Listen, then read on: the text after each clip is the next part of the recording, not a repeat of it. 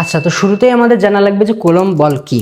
তো কুলম্ব বল যদি আমি বলতে চাই, আমি যদি এখানে একটা আধান চিন্তা করি যে Q1 এবং এখানে একটা আধান চিন্তা করি যেটা হচ্ছে Q2 এবং এদের মধ্যবর্তী যে দূরত্ব সেটাকে যদি আমরা D চিন্তা করি, তাহলে এদের মধ্যে যে বলটা হবে, কার্যকর বলটা হবে, সেটা হবে F ইজিক্যাল টু তাদের আধানদ্বয়ের গুণফল বাই তাদের মধ্যবর্তী দূরত্বের স্কোয়ার। এখন এটুক করলে আমাদের শেষ নেই, মাঝখানে একটা ধ্রুবক বসে যেটা হচ্ছে কে। তো কে এর আবার একটা নির্দিষ্ট মান আছে যেটা তোমাদের মুখস্থ রাখা লাগবে, যেটা হচ্ছে 9 × 10⁹ এই। তো তোমরা এই এককটা মুখস্থ রাখবা, এই বলটা মুখস্থ রাখবা। এখন এখান থেকে তোমাদের আবার সম্পর্ক কিছু আমাদের মনে রাখতে হবে।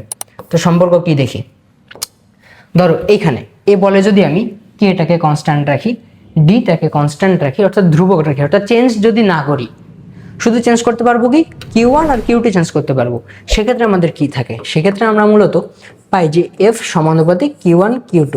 তার মানে মধ্যবর্তী যে বল সেটা তাদের আকর্ষণের মানে তাদের যে আধানের পরিমাণের গুণফলের উপর নির্ভর করবে। অর্থাৎ তুমি যদি আধানের গুণফল বাড়াও বল বৃদ্ধি পাবে, আধানের গুণফল কমালে বা আধানের পরিমাণ কমালে বলও হ্রাস পাবে। আচ্ছা, তো একইভাবে আমরা যদি এবার এখানে আধানগুলো আর এই ধ্রুবকটাকে সেম রাখি, সেক্ষেত্রে ডি চেঞ্জ করা যাবে।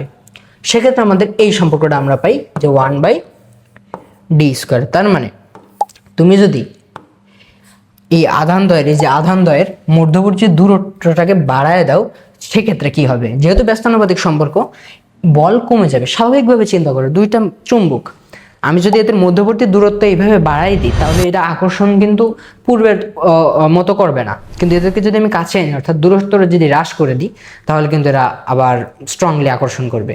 তো এটার মূলে এটা।